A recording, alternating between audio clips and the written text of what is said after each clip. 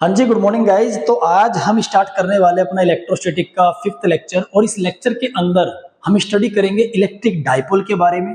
Electric dipole क्या है, कहाँ ये पाया जाता है, क्यों इसको इलेक्ट्रिक डाइपोल कहते हैं, क्यों इसके बीच में फिक्स लेंथ होती है 12 ही क्यों है, एल क्यों नहीं, ये सब चीजें हम डिस्कस करने वाले हैं। और इलेक्ट्रिक डाइपोल का नेट चार्ज कितना होता है, क्या उसके चार्ज की वजह से कोई इलेक्ट्रिक फील्ड इंटेंसिटी बनती है, अगर इलेक्ट्रिक फील्ड बनता है तो उस इलेक्ट्रिक फील्ड की स्ट्रेंथ कितनी है अलग अलग पॉइंट पर, ये हम इसमें स्टडी करने वाले हैं।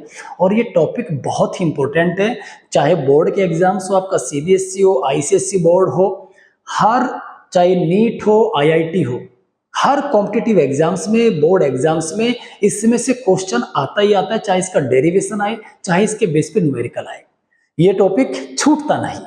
तो चलिए स्टार्ट करते हैं। अपना पहला टॉपिक है हमारा इलेक्ट्रिक डाइपोल। इलेक्ट्रिक डाइपोल क्या है? इलेक्ट्रिक डाइपोल एक पेयर होता है इक्वल एंड अपोजिट चार्जेस का। फॉर एग्जांपल मेरे पास ये एक फिक्स लेंथ है, मैं यहां पर एक चार्ज पुट कर देता हूं नेगेटिव में और उतना ही चार्ज यहां पॉजिटिव में पुट कर देता हूं, दोनों के बीच में एक फिक्स लेंथ है, तो ये क्या बन गया हमारा डाइपोल। डाई का मतलब दो, पोल जिसके दो ध्रुव होते हैं उसे पोल बोलते हैं, राइट। डाइपोल दो ध्रुव वाला, मतलब दो ध्रुव, यहाँ पे नॉर्थ और साउथ नहीं है, एक है नेगेटिव चार्ज, एक है पॉजिटिव चार्ज। तो नेगेटिव पॉजिटिव से मतलब है दोनों के बीच की फिक्स लेंथ है, और ये लेंथ बहुत छोटी होती है क्योंकि इलेक्ट्रिक डाइपोल क्या इतने बड़े बड़े नहीं होते जितना मैं दिखा रहा हूँ, ये मॉलिक्यूल्स के अंदर पाया जाता है और मॉलिक्यूल ही इलेक्ट्रिक डाइपोल की तरह बिहेव करता है। कैसे करता है वो हम इसके मोमेंटम में डिस्कस करने वाले आगे। तो इलेक्ट्रिक डाइपोल क्या है? It is a pair of equal and opposite charges separated by small distance is called electric dipole. दो चार्ज है, नेगेटिव और ये पॉजिटिव, दोनों के बीच में फिक्स लेंथ है, इनका जो सेंटर है दिस इज ओ।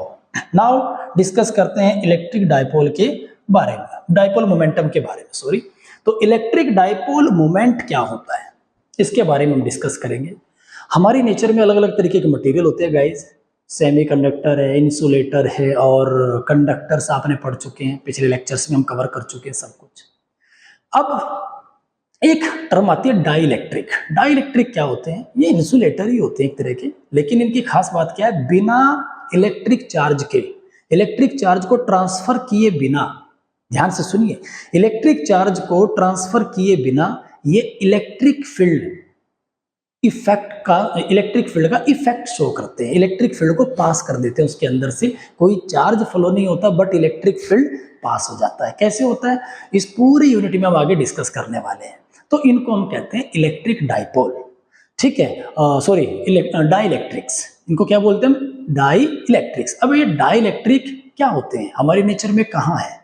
हमारी नेचर में जो इंसुलेटर है उसमें दो तरह के डाइलेक्ट्रिक्स पाए जाते हैं, एक होते हैं पोलर डाइलेक्ट्रिक, एक होते हैं नॉन पोलर डाइलेक्ट्रिक। अब पोलर डाइलेक्ट्रिक क्या है, नॉन पोलर डाइलेक्ट्रिक्स क्या है, चलिए इसके बारे में थोड़ा सा जान लेते हैं। देखिए वाटर एक डाइलेक्ट्रिक है, CO2 ये भी डाइलेक्ट्रिक है, प्लास्टिक ये भी क्या है, एक डाइलेक्ट्रिक एक तरह का। तो वाटर का मॉलिक्यूलर स्ट्रक्चर अगर हम देखें तो वाटर का मॉलिक्यूलर स्ट्रक्चर क्या है? H2O, हाइड्रोजन के कितने हैं भाई? दो, ये क्या है? हाइड्रोजन का न्यूक्लियस, ये दूसरे हाइड्रोजन का न्यूक्लियस, और ये क्या है इसके साथ? ऑक्सीजन। ओके, ऑक्सीजन का एटम थोड़ा बड़ा होता है हाइड्रोजन से। तो हाइड्रोजन पे क्या होता है? पॉजिटिविटी, ऑक्सीजन पे क्या होती है? नेगेटिविटी। तो इस पे क्या है? पॉजिटिविटी है भाई, इस पे भी क्या है? पॉजिटिविटी, इस पे क्या है? नेगेटिविटी। तो इन पॉजिटिविटी का सेंटर कहां होगा? दोनों का सेंटर कहां होगा? यस, इनके बीच में, यहां पर, दिस इज पॉजिटिव सेंटर। इसको क्या बोलेंगे हम? Positive centre. ये पॉजिटिव सेंटर है। नेगेटिव सेंटर कहां है? यही है। तो पॉजिटिव और नेगेटिव के बीच में ये क्या हो गई? एक फिक्स डिस्टेंस हो गई। तो H2O क्या कर रहा है? H2O मॉलिक्यूल का जो पॉजिटिव सेंटर है और जो नेगेटिव सेंटर है, both are separated by a small distance. तो इसलिए इस मॉलिक्यूल को हम क्या बोलेंगे? Polar dielectric. दो पोल बन गए, पॉजिटिव अलग, नेगेटिव अलग, तो ये पोलर है। CO2 का देखते हैं, CO2 का मॉलिक्यूलर स्ट्रक्चर क्या होता है? ये C कार्बन और ये भाई साहब O, एक O इधर। तो C पे क्या होता है पॉजिटिविटी, O पे क्या होती है नेगेटिविटी। तो C पे क्या है भैया हमारा पॉजिटिव और O पे क्या है ये इसका COO। तो C पे क्या है पॉजिटिविटी, O पे क्या है नेगेटिव, इस वाले O पे भी क्या है भाई नेगेटिव, सीधी सी बात है। तो नेगेटिव सेंटर कहाँ है, ये नेगेटिव और इस नेगेटिव का सेंटर कहाँ है, यस यहाँ बीच में नेगेटिव। पॉजिटिव सेंटर का है यहीं पे है। तो पॉजिटिव और नेगेटिव सेंटर इसके एक ही जगह पर है, इसे कहते हैं कोइंसाइड्स या कोइंसेंट्रिक। तो जिस मॉलिक्यूल के पॉजिटिव और नेगेटिव सेंटर कोइंसेंट्रिक होते हैं, एक ही जगह पर होते हैं, उनके बीच में कोई गैप नहीं होता, उन्हें कहते हैं नॉन पोलर डाइइलेक्ट्रिक। क्या बोलते हैं नॉन पोलर। तो ये क्या हो गया हमारा नॉन पोलर डाइइलेक्ट्रिक।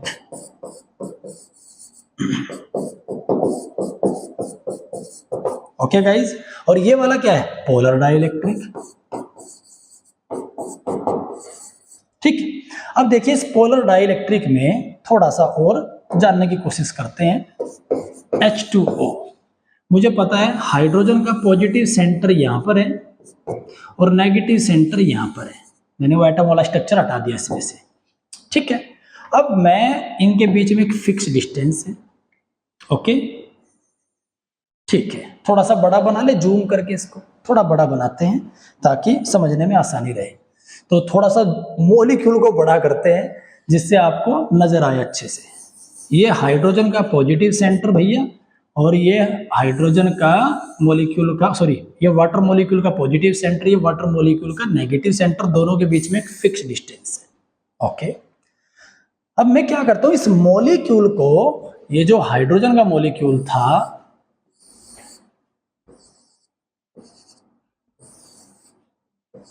दो तरफ देखेंगे, और ये इसका पॉजिटिव सेंटर, ये इसका नेगेटिव सेंटर, दोनों के बीच में डिस्टेंस है। अभी हमने ये पार्ट लिया है यहां पर, बस इस हाइड्रोजन पे यहाँ पे पॉजिटिव सेंटर, ये इसका नेगेटिव सेंटर, मैंने इसको इलेक्ट्रिक फील्ड में इंसर्ट कर दिया, अंदर डाल दिया इलेक्ट्रिक फील्ड के।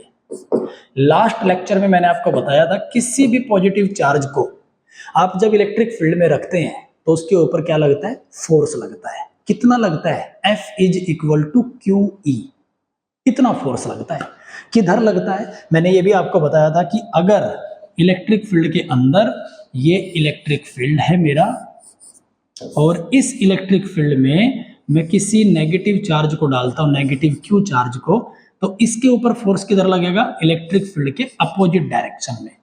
और पॉजिटिव चार्ज पे फोर्स किधर लगेगा भाई इलेक्ट्रिक फील्ड की डायरेक्शन में। कितना लगेगा F = QE। इस पे कितना लगेगा F = QE। ये आपको पता होना चाहिए कि किसी भी इलेक्ट्रिक फील्ड में जब हम चार्ज पार्टिकल को डालते हैं तो उसके ऊपर फोर्स लगता है। कितना लगता है F = QE, F = QE, F = QE। इसको रट्टा मार लो, पता नहीं कितनी जगह काम आएगा। ओके गाइज, चलिए अब आगे देख लेते हैं।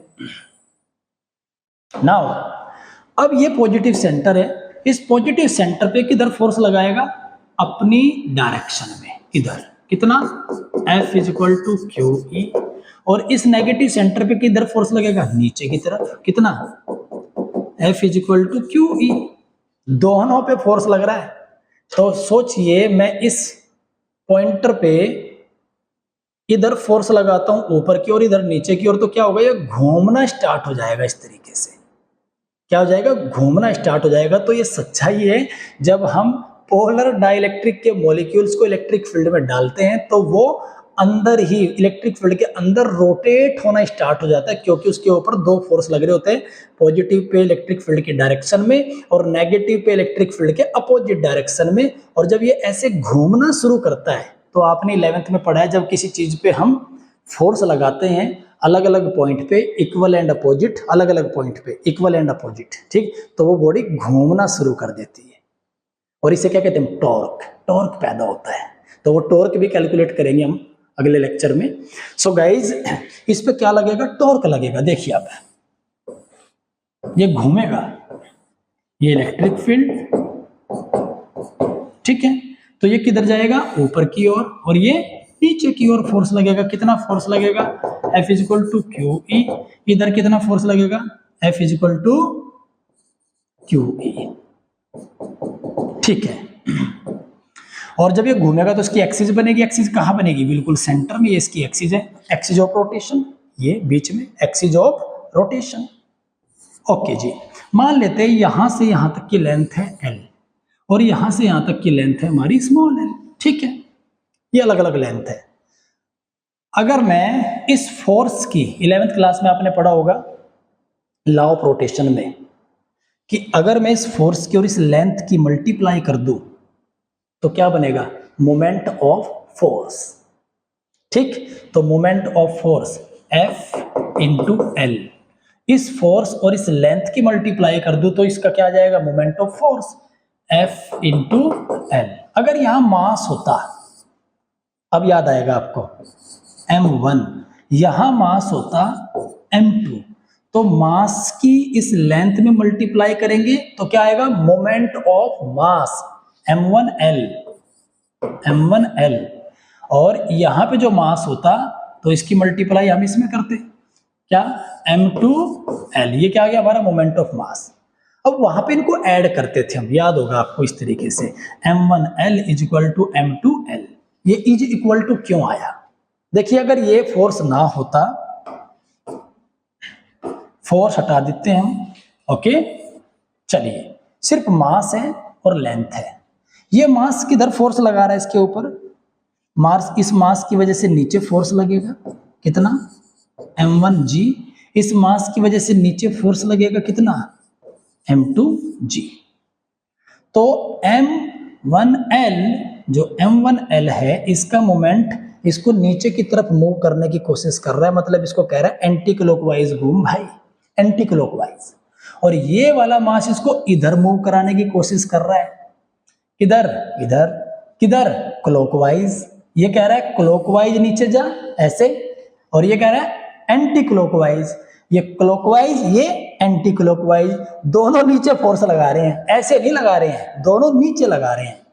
तो दोनों की रोटेशन की डायरेक्शन देखिए, इसकी वजह से रोटेशन किधर हो रहा है? Anti clockwise. ठीक है जी, M1L, इसकी वजह से किधर हो रहा है? क्लॉकवाइज। तो अगर डायरेक्शन सेम होती दोनों की रोटेशन की तो ऐड करते। अब डायरेक्शन है अपोजिट, एक क्लॉकवाइज मूव करने की कोशिश कर रहा है ये वाला, और ये वाला एंटी क्लॉकवाइज, तो दोनों को क्या करेंगे? माइनस, और इज इक्वल टू 0। क्यों? इनका जो मोमेंट है वो बैलेंस है, बैलेंस में क्या होगा?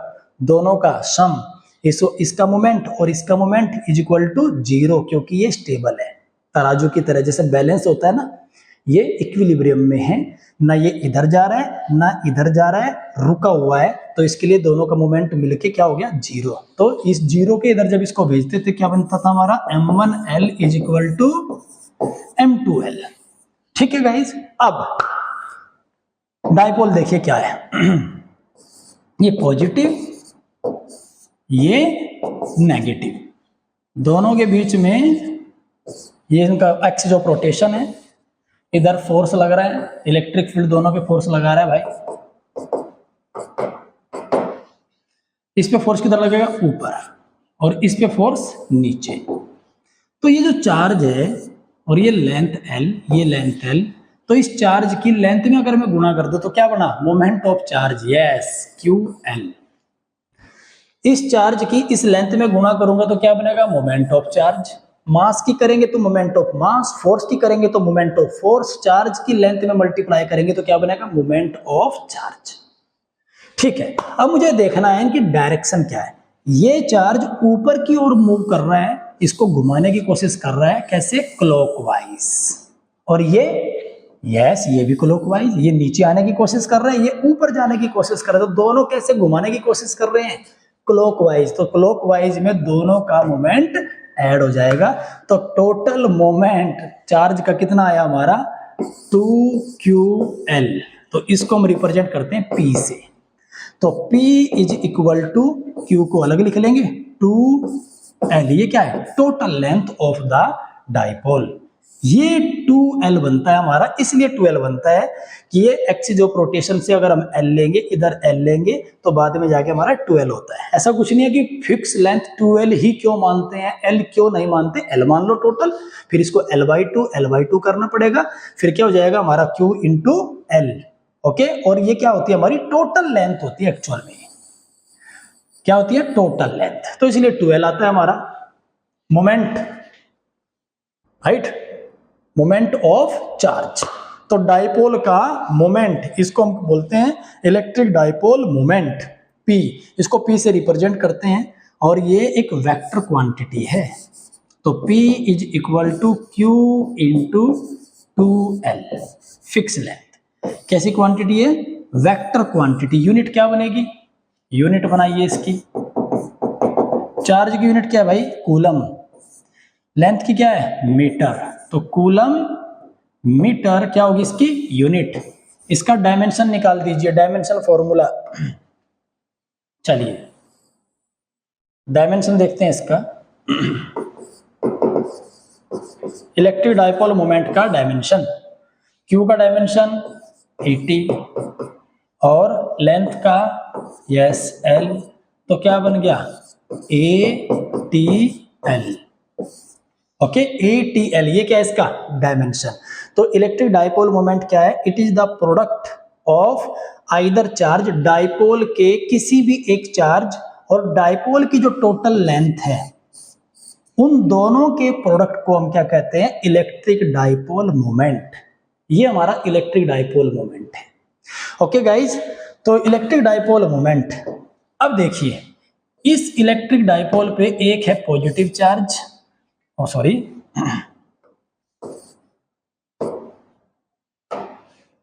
एक है नेगेटिव चार्ज, एक है पॉजिटिव चार्ज, पॉजिटिव क्यू, दोनों के बीच में जो डिस्टेंस है इसको हमने क्या मान लिया 2L, इसकी फिक्स लेंथ है 2L, एक्सिस ऑफ रोटेशन इसकी ये सेंटर ओ। ओके, अब इलेक्ट्रिक डाइपोल मोमेंट एक वेक्टर क्वांटिटी है। अभी आपने बोला भाई इलेक्ट्रिक डाइपोल मोमेंट कैसी क्वांटिटी है, vector quantity, Q into 2L, तो इसकी डायरेक्शन क्या होगी, इलेक्ट्रिक डाइपोल मोमेंट P की जो डायरेक्शन है वो किधर होती है, नेगेटिव टू पॉजिटिव, किधर होती है नेगेटिव टू पॉजिटिव, ये इसकी क्या हो जाएगी direction. Electric dipole moment P, ये हमारा P है जो वेक्टर बनाया है मैंने, एरो बनाया है, this is electric dipole moment, negative to positive, याद रखिए हमेशा। What is the net charge of electric dipole? Net charge of electric dipole. Electric dipole का नेट चार्ज कितना है भाई, पॉजिटिव Q और नेगेटिव Q दोनों को मिलाएंगे नेट में तो कितना आ जाएगा 0। तो इलेक्ट्रिक डाइपोल का नेट चार्ज क्या होता है 0। तो क्या इसके चारों ओर इलेक्ट्रिक फील्ड इंटेंसिटी होगी, तो सवाल ये आता है कि कैसे इलेक्ट्रिक फील्ड इंटेंसिटी हो सकती है जहां चार्ज ही नहीं है, चार्ज ही 0 है, क्योंकि इलेक्ट्रिक फील्ड का जो सोर्स है वो क्या है, चार्ज ही तो है, और अगर चार्ज ही 0 है तो इलेक्ट्रिक फील्ड होगा क्या, इलेक्ट्रिक फील्ड होगा तब जाके तो इंटेंसिटी बनेगी उसकी। इलेक्ट्रिक फील्ड की ताकत तो बाद की बात है, पहले तो इलेक्ट्रिक फील्ड बनना चाहिए बॉस, तो इलेक्ट्रिक फील्ड बनेगा तभी उसकी इंटेंसिटी देखेंगे किसी न किसी पॉइंट पे। तो सवाल ये है, यस इलेक्ट्रिक डाइपोल का नेट चार्ज 0 होता है, लेकिन इसके चारों ओर फिर भी इलेक्ट्रिक फील्ड होता है। कैसे होता है, क्योंकि दोनों चार्ज एक जगह पे नहीं है, दोनों के बीच में गैप है, सेपरेट है। तो सेपरेशन में पॉजिटिव से नेगेटिव की ओर ये क्या गया इलेक्ट्रिक फील्ड, पॉजिटिव से नेगेटिव की ओर ये इलेक्ट्रिक फील्ड की डायरेक्शन होती है हमारी, पॉजिटिव से नेगेटिव की ओर इस तरीके से। तो इलेक्ट्रिक फील्ड तो है, राइट, ये 90 डिग्री का एंगल मेंटेन करेगा सरफेस के साथ, याद रखना, ठीक। तो हमेशा याद रखिए डाइपोल के चारों ओर इलेक्ट्रिक फील्ड इंटेंसिटी तो है, लेकिन अब ये कितनी होती है और किस पॉइंट पे कितनी होगी वो निकालेंगे। तो electric field intensity not equal to 0 but charge equal to 0 in case of electric dipole, ये आपको पता होना चाहिए। अब अगला टॉपिक हमारा क्या है, इलेक्ट्रिक डायपोल की वजह से इंटेंसिटी निकालेंगे at any point on axial line. Electric field intensity at any point on axial line due to a dipole. ये हमारे पास डायपोल है guys, negative Q and positive Q pair हो गया हमारा, और डायपोल के सेंटर ओ से x डिस्टेंस पे एक पॉइंट P प्रेजेंट है। पॉइंट P, इस पॉइंट P पे ये क्या, इसकी पूरी एक्सियल लाइन है, जो इसकी एक्सिस वाली लाइन होती है इसको एक्सियल लाइन बोलते हैं।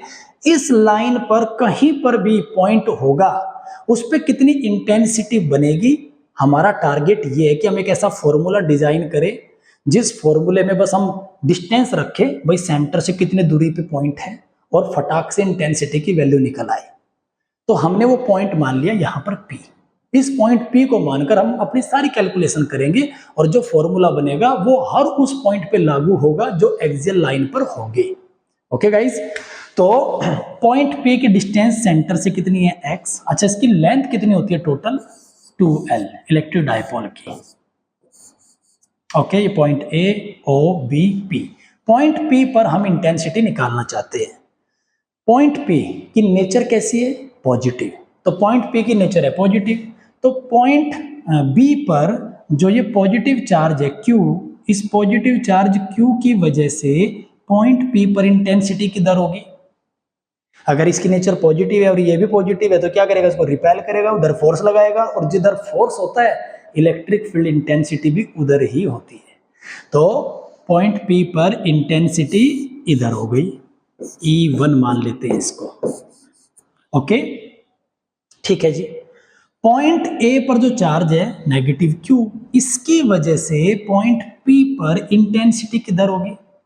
देखो चार्ज तो दोनों बराबर है, तो इंटेंसिटी भी बराबर होनी चाहिए, है ना, नहीं, क्योंकि डिस्टेंस अलग अलग है, राइट। इंटेंसिटी डिस्टेंस के स्क्वायर के इनवर्सली प्रोपोर्शनल है। दूरी घटेगी तो इंटेंसिटी बढ़ेगी, और दूरी को अगर डबल कर दिया तो इंटेंसिटी 4 गुना कम हो जाएगी। तो ये डिस्टेंस के साथ वेरी करती है। तो नेगेटिव Q की वजह से पॉइंट P पर इंटेंसिटी कितनी होगी, किधर होगी, पहले तो बात है किधर होगी। इसकी वजह से इस पर कहां होगी भाई, इधर, क्योंकि ये अट्रैक्ट करेगा, ठीक। और इसको मान लेते हैं E2।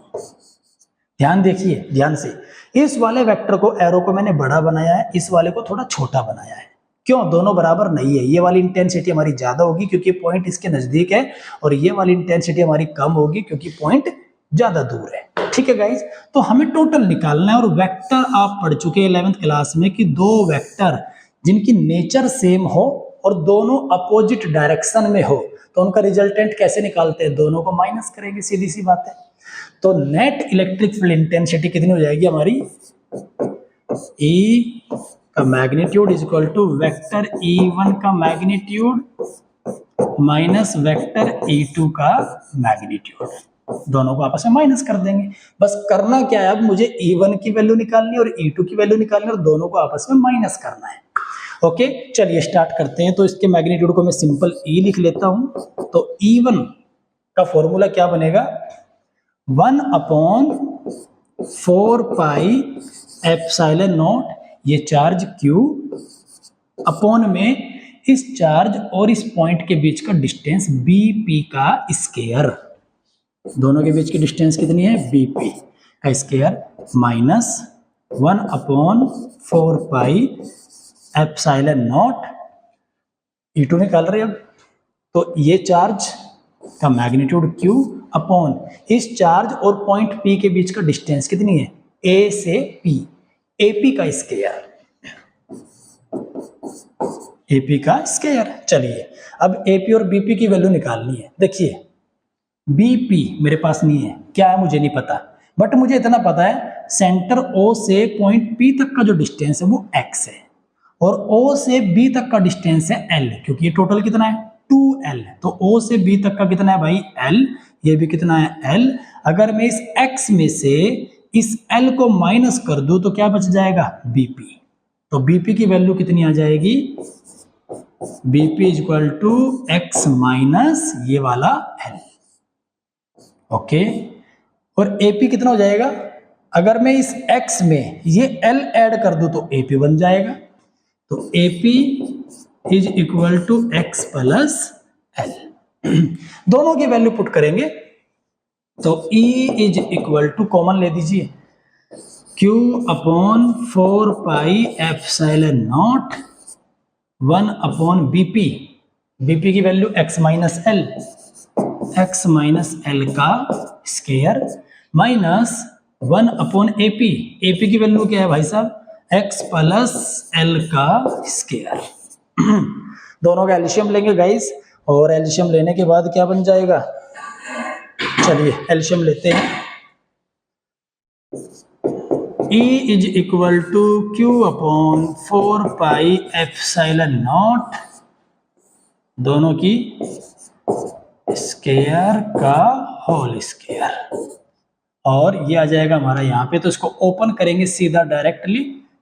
चलिए x प्लस एल का square minus x minus L का होल स्क्वायर और ब्रैकेट बंद। यहां तक तो आ गया। अब इसको आगे कैलकुलेट करते हैं। तो कितनी बनी हमारी intensity, E is equal to Q upon 4 pi epsilon naught x square minus L square का होल स्क्वायर, और पीछे देखिए x प्लस एल का होल स्क्वायर ओपन करेंगे तो x square plus L square plus 2xl minus x minus L, और ये minus अंदर वाले प्लस को माइनस बना देगा और माइनस को क्या बना देगा, प्लस। बाहर जो माइनस है ये माइनस, अंदर वाले जो बनेंगे ना माइनस उनको प्लस और प्लस को माइनस। चलिए x square minus L square plus 2xl, x square से x square cancel, L square से एक्स एल स्क्वायर, तो क्या बच गया हमारा, E is equal to Q upon 4 pi epsilon naught और 2xl 4xl upon x square minus L square की power 2। Okay guys, क्या इस 4xl को मैं ऐसे लिख सकता हूं, Q upon 4 pi epsilon not 2x into 2l, या ये बोलो x को यहाँ लिख लेते हैं, l को यहाँ पे, दोनों को अदल बदल कर लेते हैं थोड़ा सा, 2l इंटू 2x, बात एक ही है, अपॉन में x square minus L square की पावर 2। देखिए Q इंटू 2l ये क्या बन गया, थोड़ी देर पहले पढ़ा था, yes, electric dipole moment, P की वैल्यू बन गई। तो E is equal to 2x into P upon 4 pi epsilon naught x square minus L square की पावर 2। अगर if x very very greater than to l, क्योंकि l क्या है, molecule के अंदर की छोटी सी लेंथ है, डाइपोल की लेंथ है, और वो भी उसका हाफ है, तो बहुत छोटी होती है और x के कंपेयर में बहुत छोटी है, तो हम क्या करेंगे, l को इग्नोर कर देंगे। तो यहाँ पे l तो गया मामा जी के यहाँ पे, तो x की पावर 2 और की पावर 2 कितना हो जाएगा, x की पावर 4। तो ये बन जाएगा हमारा E is equal to 2xp upon 4 pi epsilon naught x की पावर 4 है, x से एक पावर कैंसिल, तो finally 2p upon 4 pi epsilon naught x की पावर 3, ये हमारा आंसर आ गया। सो गाइज, किसी भी डाइपोल की एक्सियल लाइन पर negative Q positive Q, dipole moment की डायरेक्शन क्या थी, नेगेटिव से पॉजिटिव, और ये पॉइंट P, और इस पॉइंट P पर मेरी इंटेंसिटी की दराई निकल के इधर, this is final intensity, minus करने के बाद डायरेक्शन इधर आएगी, याद रखना। और कितनी वैल्यू है इसकी, E का मैग्नीट्यूड कितना बना हमारा, 2p upon 4 pi epsilon naught x cube, ये याद रखिए। एक्सियल लाइन पर E axial is equal to 2p upon 4 pi epsilon naught x cube.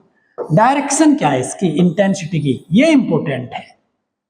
Important ये नहीं है कि कितनी आई निकल के, इंपॉर्टेंट ये भी है कि इसकी डायरेक्शन क्या है। देखिए एक्सियल लाइन पर along to the dipole moment, जो P की डायरेक्शन है, डाइपोल इलेक्ट्रिक डाइपोल मोमेंट की जो डायरेक्शन है, उसी डायरेक्शन में मेरी इंटेंसिटी है, ये याद रखिए।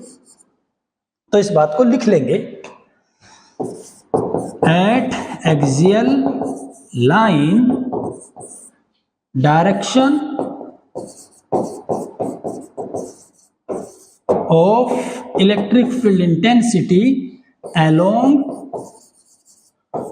To the electric dipole moment P, right. Electric dipole moment की डायरेक्शन में होती है। अब आपके दिमाग में सवाल आएगा कि सर इस पॉइंट पे तो यहां है, अगर पॉइंट इधर हुआ तो फिर कहां होगी डायरेक्शन? चलिए वो भी देख लेते हैं। मेरे पास ये इलेक्ट्रिक डाइपोल है भाई साहब, ये नेगेटिव चार्ज, ये क्या है पॉजिटिव। इलेक्ट्रिक डाइपोल मोमेंट की डायरेक्शन ये नेगेटिव टू पॉजिटिव। अब पॉइंट मेरा यहां पर है, इस पॉइंट पर इसकी वजह से इंटेंसिटी किधर होगी? यस इधर, इसको मान लेते हैं भाई E1, ठीक है। इस नेगेटिव की वजह और पॉजिटिव चार्ज की वजह से किधर होगी? इधर, क्या मान लेते हैं? E2। अब आप ही बताओ मुझे, दोनों को माइनस करके रिजल्टेंट तो इधर ही बचेगा, देखो, ठीक। तो जिधर P है उधर ही इलेक्ट्रिक फील्ड इंटेंसिटी है, फर्क नहीं पड़ता पॉइंट इस वाले हिस्से में है या इस वाले हिस्से में, एक्सियल लाइन पर होना चाहिए, चाहे इस पोर्शन में हो चाहे इस पोर्शन में हो। तो हमारी इंटेंसिटी की डायरेक्शन ये आएगी, ठीक है गाइस। अब ये वाला पोर्शन बच गया, इसको इक्वेटोरियल लाइन भी लेंगे। आगे देखते हैं अगला टॉपिक क्या है। चलिए अगला टॉपिक है हमारा electric field intensity at any point on equatorial line of a dipole. Dipole की ये इक्वेटोरियल लाइन है, बिल्कुल सेंटर से जाती हुई। इस पर कोई पॉइंट हो सकता है, कहीं पर भी हो सकता है, उस पर इंटेंसिटी कितनी होगी ये निकालना है। तो dipole negative Q positive Q, dipole moment की डायरेक्शन क्या है? Negative to positive. This is point A, this is point B, और डाइपोल के सेंटर से O से पॉइंट P तक की जो डिस्टेंस है वो है x। ओके, चलिए अब देखते हैं कि इसकी वजह से पॉइंट P पर इंटेंसिटी किधर होगी और इसकी वजह से इंटेंसिटी किधर होगी। तो थोड़ा ट्रायंगल टाइप बना लेते हैं क्योंकि बन रहा है बेचारा। और चलिए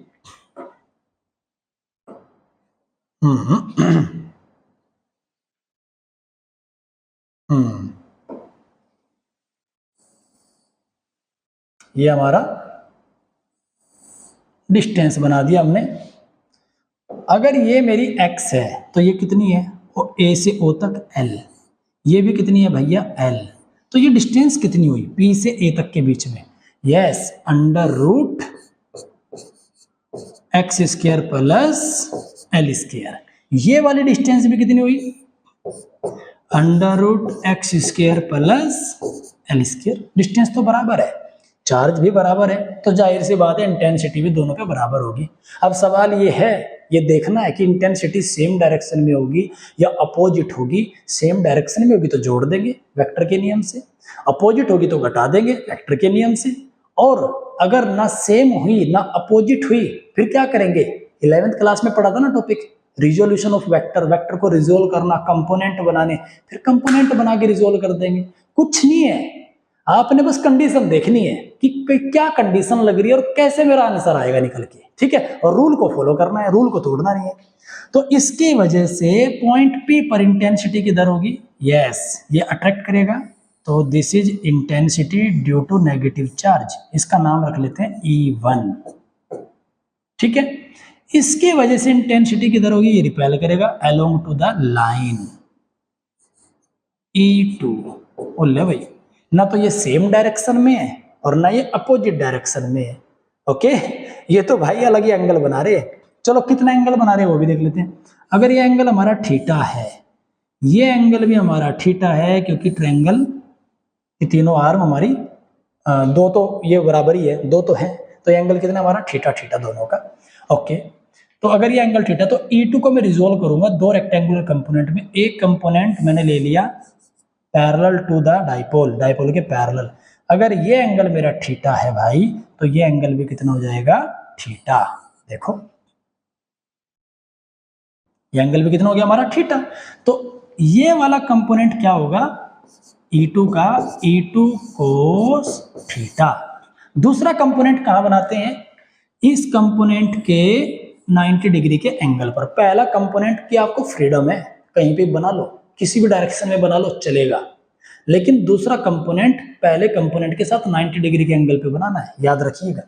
तो इसका दूसरा कंपोनेंट इसके साथ 90 डिग्री के एंगल पे ऊपर, ये हमारा सेकंड कंपोनेंट, इसका नाम क्या होगा, यस E2 साइन थीटा। चलो जी, इसको तो हमने रिजोल्व कर लिया। अब जो E1 है इसको भी रिजोल्व कर लेते हैं। अगर ये एंगल थीटा है तो ये एंगल भी कितना होगा, यस थीटा। तो इसके भी दो कंपोनेंट बनाएंगे E1 के। तो एक कंपोनेंट इसका बना लेते हैं इसी डायरेक्शन में, क्या नाम हो जाएगा, E1 कोस थीटा। और दूसरा कंपोनेंट इसके साथ 90 डिग्री के एंगल पे क्या बन जाएगा, ये वाला कंपोनेंट E1 साइन थीटा। चलिए E1 और E2 निकालते हैं। मुझे पता दोनों बराबर आएंगे, और कितने आएंगे ये भी देख लेते हैं। E1 is equal to E2 is equal to Q upon 4 pi epsilon naught. दोनों के बीच की डिस्टेंस कितनी है, under root x square plus L square. Under root हट जाएगा, स्क्वायर करेंगे तो क्या आ जाएगा, x square plus L square. Equation first. मुझे पता है दोनों की मैग्नीट्यूड E1 और E2 दोनों बराबर है, दोनों का मैग्नीट्यूड बराबर है, बट डायरेक्शन अलग अलग है, चलेगा वो तो बाद में जोड़ लेंगे, बट मैग्नीट्यूड बराबर है दोनों का, क्योंकि दोनों की डिस्टेंस क्या है, पॉइंट P से सेम है। और कितनी आई हमारी, इतनी। अगर E1 और E2 का मैग्नीट्यूड बराबर है तो E1 साइन थीटा किसके बराबर हो गया, E2 साइन थीटा के। तो इन्होंने आपस में एक दूसरे को क्या कर दिया, कैंसल आउट। तो ये वाले कंपोनेंट तो आपस में लड़ मरे, ठीक, खत्म। क्या बचा, एक तो ये बचा E2 कोस थीटा और एक बचा E1 कोस थीटा। तो रिजल्टेंट कितना आएगा, net electric field intensity, net electric field intensity at point P। Point P पर नेट इलेक्ट्रिक फील्ड इंटेंसिटी कितनी आई हमारी, E is equal to E1 cos theta plus E2 cos theta. और आप सब जानते हैं E1 और E2 की वैल्यू बराबर है, तो E1 कोस थीटा, इसको भी मैं E1 कह सकता हूं, तो E1 कोस थीटा तो क्या हो गया, 2E1 कोस थीटा। E1 की वैल्यू इक्वेशन फर्स्ट में है, ये रही। कोस थीटा इस ट्रायंगल से निकाल लेंगे, ट्रायंगल AOP से निकालो, बाद में रखेंगे वैल्यू, हिसाब किताब बाद में करेंगे भाई, पहले वैल्यू निकाल लो। In triangle AOP cos theta is equal to क्या होता है, बेस अपॉन हाइपोटेनियस। तो हाइपोटेनियस कितना है, बेस कितना है L, हाइपोटेनियस कितना है under root x square plus L square. तो cos theta is equal to L upon under root x square plus L square. Equation number, ये हमारी इक्वेशन नंबर 2 और ये इक्वेशन नंबर 3। तो इक्वेशन नंबर 1 और 3 से E1 और कोस थीटा की वैल्यू पुट करेंगे हम इक्वेशन नंबर 2 में। तो क्या आ जाएगा हमारा, चलिए, E1 net electric field intensity is equal to 2E1 की value Q upon 4 pi epsilon naught x square plus L square into, check कर लो भाई सही है क्या, हाँ सही है। कोस थीटा की वैल्यू रख दो भैया, तो कोस थीटा कितना है, L अपॉन अंडर रूट को पावर में ले लेंगे, हाफ पावर लिखेंगे, x square plus L square की पावर हाफ। ओके, तो 2QL क्या बन गया भाई, देखिए ये रिश्ता कुछ कहलाता है, कुछ ना कुछ जाना पहचाना है, याद आया, Q इंटू 2L क्या बन गया, यस P। तो is equal to P upon 4 pi epsilon naught, यहाँ पे पावर है 1 और यहाँ पे है हाफ, तो कितनी हो गई, 1.5 पावर हो गई। 1.5 को क्या लिखेंगे, 3/2, दोनों ऐड हो जाएंगे। तो x square plus L square की पावर 3/2। ठीक है guys, if x very very greater than to L, तो क्या करेंगे, एल बेचारे को इग्नोर कर देंगे, मामा जी के घर भेज देंगे, गर्मियों की छुट्टियां पड़ रही है, जा भाई तो घूमने जा। ठीक है, तो E इज इक्वल टू कितना हो जाएगा, P upon 4 pi epsilon naught x square की पावर 3/2, तो 2 से 2 कैंसिल, क्या आ गया, P upon 4 pi epsilon naught x की power 3, this is electric field intensity at equatorial line. Direction देखो, this is the direction of electric dipole moment, ये P की डायरेक्शन है भाई साहब, P इलेक्ट्रिक डाइपोल मोमेंट, और ये क्या है, E की डायरेक्शन, किधर है, किधर है, देखो P इधर है, इंटेंसिटी इधर है, अपोजिट डायरेक्शन, तो कहीं पर भी पॉइंट होगा उस पर इंटेंसिटी कितनी होगी, मान लीजिए मेरे पास ये है electric dipole, negative Q positive Q और ये एक्सियल लाइन है, कहीं पर भी पॉइंट होगा, यहां पर हो, यहां पर हो, यहां पर हो, यहां पर हो, यहां पर हो, कहीं पर भी हो, इंटेंसिटी की डायरेक्शन क्या होगी, इलेक्ट्रिक डाइपोल मोमेंट के अपोजिट होगी और पैरेलल होगी, याद रखना।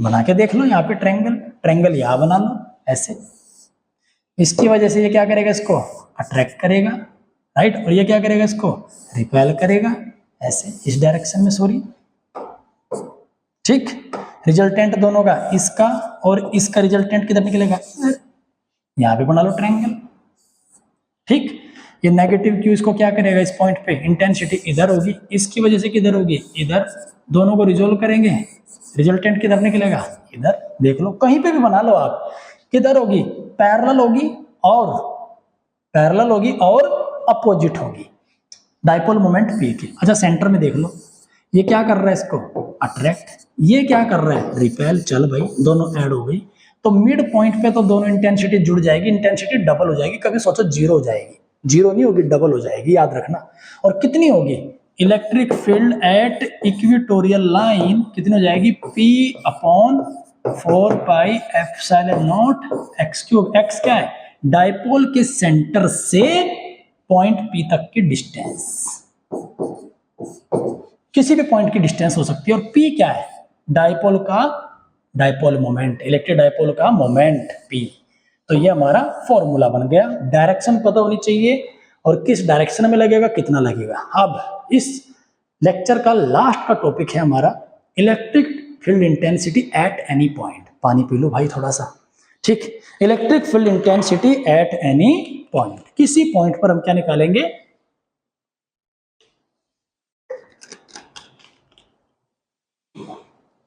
Electric field intensity. चलिए प्रस्तुत करते हैं आपके सामने electric field intensity at any point due to a dipole.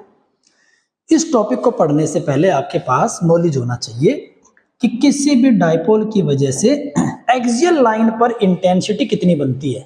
चलिए बताइए फटाफट फॉर्मूला। यस मैं सुन रहा हूं, आप मन मन में बोलिए। यस, एक्सियल लाइन की वजह से कितनी बनी थी हमारी intensity, 2p upon 4 pi epsilon naught x cube, और इक्वेटोरियल की लाइन की वजह से कितनी बनी थी, p upon 4 pi epsilon naught x cube. ये दो फॉर्मूले बने हैं, ठीक है। अब यहां मुझे समझ नहीं आ रहा इसको कहां मानूं, पॉइंट को, पॉइंट p है, एंगल दिया है थीटा, और ये है मेरा इलेक्ट्रिक डाइपोल मोमेंट, ये वाला p, इलेक्ट्रिक डाइपोल मोमेंट। तो इस इलेक्ट्रिक डाइपोल मोमेंट को मैं क्या रिजोल्व कर सकता हूं, इस p वेक्टर p को क्या रिजोल्व कर सकता हूं, कर सकता हूं, किधर कर सकता हूं, मेरी मर्जी में किधर भी करूं, फर्क नहीं पड़ता। तो मैंने क्या सोचा कि जो पॉइंट p है, एक तो इस c की डायरेक्शन में वेक्टर बना लेता हूं, और दूसरा वेक्टर की शर्त क्या है, इसके साथ 90 डिग्री का उसका एंगल होना चाहिए, रेक्टेंगुलर कंपोनेंट बनाएंगे। तो चलिए बनाते हैं भाई साहब। एक तो मेरा बन गया ये, इसी p वेक्टर को मैंने क्या कर दिया, रिजोल्व कर दिया, ठीक। दूसरा इसके साथ कितने एंगल पे बनेगा, 90 डिग्री के एंगल पे, ये बन गया 90, रिजोल्व कर दिया हमने। रेक्टेंगुलर कंपोनेंट्स में, ये बन गया 90, इसके साथ इसका एंगल 90। अच्छा ऐसे भी होता है, हाँ चलो ये तो हो गया इसका पार्ट इधर और ये इधर, ये जो पीछे है लास्ट तक बनेगा ये ऐसे और ये ऐसे। तो इस डाइपोल को ए बी जो डाइपोल था मेरा, इसको मैंने दो रेक्टेंगुलर कंपोनेंट में डिवाइड कर दिया, एक पार्ट इसका ये और दूसरा ये। तो एक ये डाइपोल था, एक डाइपोल का हिस्सा मैंने इधर कंपोनेंट बना लिया और दूसरा कंपोनेंट मैंने इधर बना लिया। अब मुझे बताइए, इसका नाम लिख देते हैं, ये डाइपोल है हमारा A1 B1 और ये डाइपोल क्या है A2 B2, ठीक है। अब जो डाइपोल का कंपोनेंट है A1 B1, इसका मैग्नीट्यूड कितना होगा भाई, सवाल ये है। इसका मैग्नीट्यूड अगर ये एंगल थीटा है तो इसका मैग्नीट्यूड की जगह अगर ये P था तो P को रिजोल्व किया हमने, तो ये क्या हो जाएगा P कोस थीटा, और इस वाले का क्या हो जाएगा, yes P sine theta. Very nice.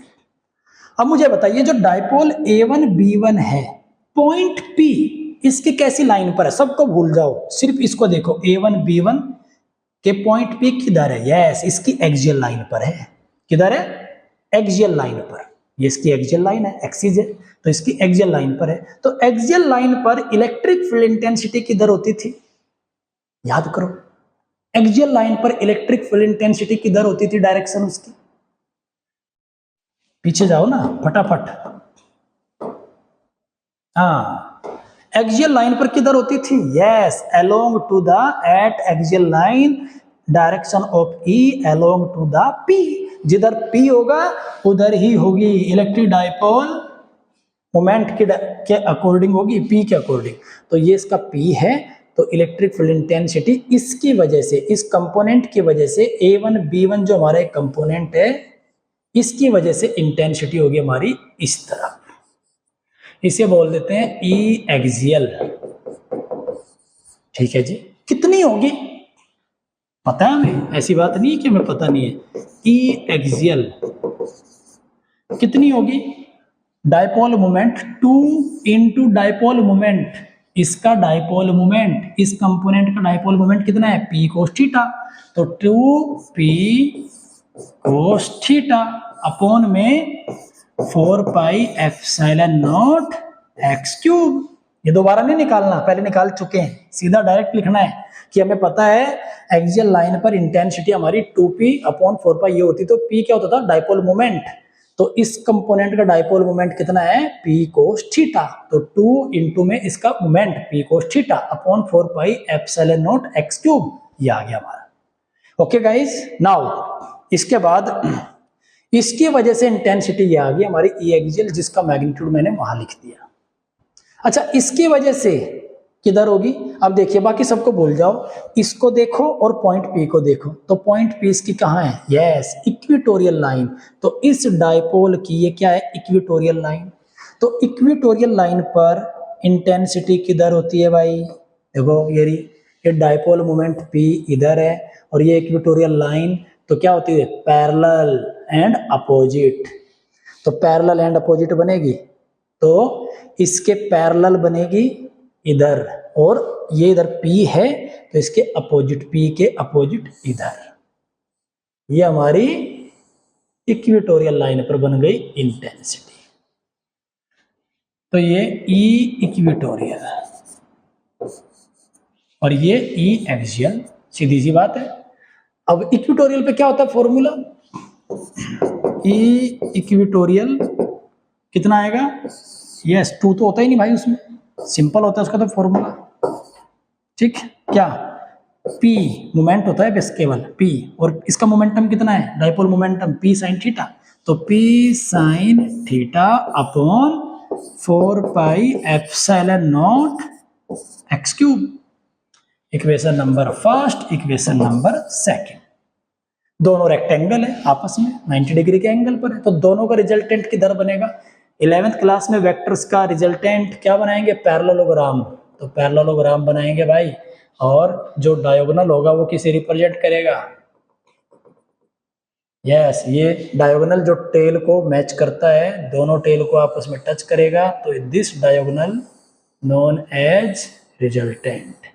तो ये हमारा क्या आ गया, रिजल्टेंट इलेक्ट्रिक फील्ड इंटेंसिटी। ये चाहिए मुझे, तो मेरा टारगेट है ये निकालना। तो क्या दोनों के बीच में 90 डिग्री एंगल है, तो क्या बन जाएगा, E final is equal to under root E axial का स्क्वायर प्लस ई इक्विटोरियल का square plus 2 E axial into equatorial cos 90। Cos 90 की वैल्यू क्या होती है, 0, क्योंकि दोनों के बीच में एंगल 90 डिग्री है, तो ये पूरा क्या हो जाएगा हमारा 0।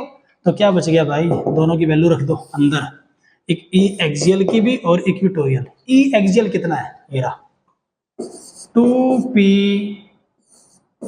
कोस theta upon 4 pi epsilon naught x cube का square plus p sine theta upon 4 pi epsilon naught x cube का स्क्वायर। ये आगे 0 हो चुका।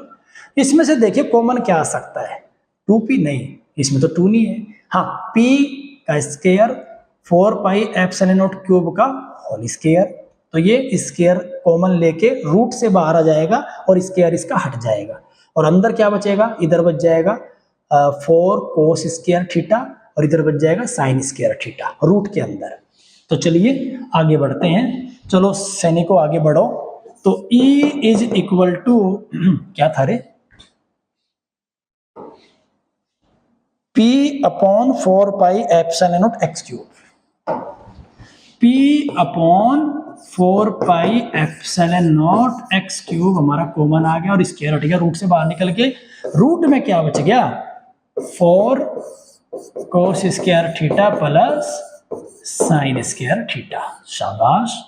तो क्या इस 4 कोस स्क्वायर थीटा को हम तोड़ सकते हैं, कैसे तोड़ेंगे, हथौड़े से 4 पाई थोड़ा सा छोटा सा हथौड़ा मारेंगे, एक हिस्सा तोड़ देंगे इसका, ऐसे करके 3 cos square theta plus cos square theta plus sine square theta. तो ये 4 कोस स्क्वायर थीटा तो बन गया। तो ये देखिए क्या बन गई, 10th क्लास की आइडेंटिटी। तो cos square theta plus sine square theta, yes 1।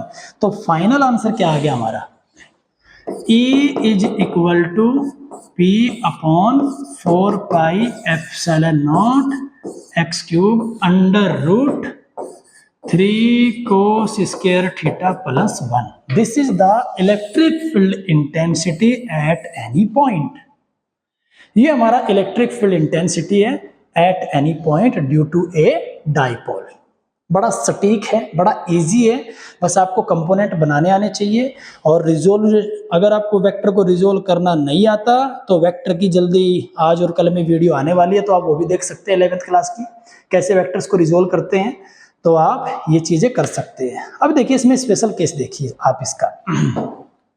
मेरे पास ये वेक्टर है भाई, और डाइपोल और डाइपोल का ये सेंटर है, सेंटर से ये एंगल P, पॉइंट P, और इसका angle theta, negative Q positive Q, ठीक है।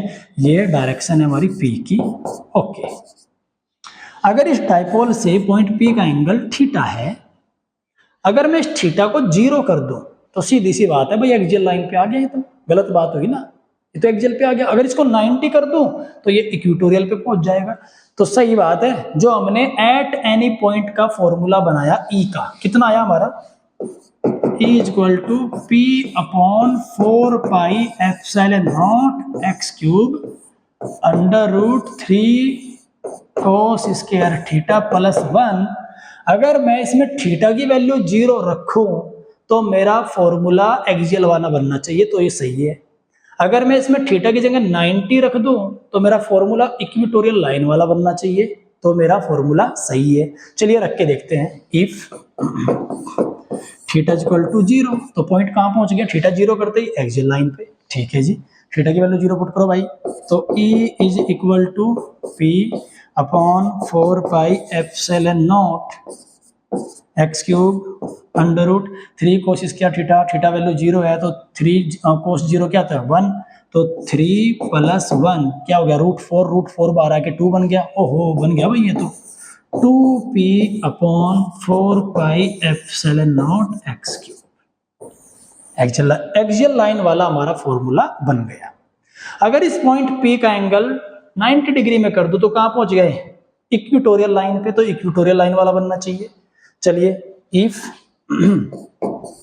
Theta is equal to 90 degree तो E इज इक्वल टू कितना हो जाएगा, p/4πε0x3 अंडर रूट cos 90 की वैल्यू कितनी होती है, 0, तो ये पूरी टर्म क्या हो गई, 0, और ये 1 बच गया भाई, √1 तो 1 ही होता है दोस्त, तो कितना बन गया, E is equal to p/4πε0x3। ये इक्वेटोरियल वाला बन गया और ये एक्सियल लाइन वाला बन गया। तो कहने का मतलब ये जो फॉर्मूला है ना, ये ब्रह्मास्त्र है। तो ब्रह्मास्त्र का मतलब क्या है, अगर कुछ बोल भी जाओ और एंगल पता हो, ये फॉर्मूले में पुट कर देना, चाहे थीटा एंगल पता हो, बस आपको अगर उसने एक्सियल लाइन बोल दिया तो आप समझ लेना थीटा 0 रखना है इस फॉर्मूले में। इक्वेटोरियल बोल दिया तो थीटा की वैल्यू 90 ले लेनी है, और ये फॉर्मूले से आप इसका आंसर निकाल सकते हैं। तो ये था हमारा 5th लेक्चर इलेक्ट्रोस्टैटिक का। इससे पहले 4 लेक्चर हमारे हो चुके हैं, अगर आपने नहीं देखे तो जरूर देखिएगा, पूरा कंसेप्ट क्लियर होगा उसमें आपका। न्यूमेरिकल्स भी साथ साथ हमारे चल रहे हैं। तो अगले लेक्चर में हम क्या करेंगे, इलेक्ट्रिक डायपोल को इलेक्ट्रिक फील्ड में रखेंगे और टॉर्क कितना पैदा होता है वो निकालेंगे, प्लस इलेक्ट्रिक पोटेंशियल, इसकी डायपोल की पोटेंशियल एनर्जी कितनी होती है वो निकालेंगे, और इसके न्यूमेरिकल कि कैसे कैसे इसके न्यूमेरिकल्स आते हैं वो सोल्व करेंगे। तो वीडियो को चैनल को सब्सक्राइब कीजिए, वीडियो को लाइक कीजिए और अपने दोस्तों में शेयर कीजिए। तो गाइज मिलते हैं अगले लेक्चर में, तब तक के लिए आप इसकी प्रैक्टिस कीजिए, और कोई डाउट हो, कोई क्वेश्चन हो तो आप बेहिचक होकर पूछ सकते हैं।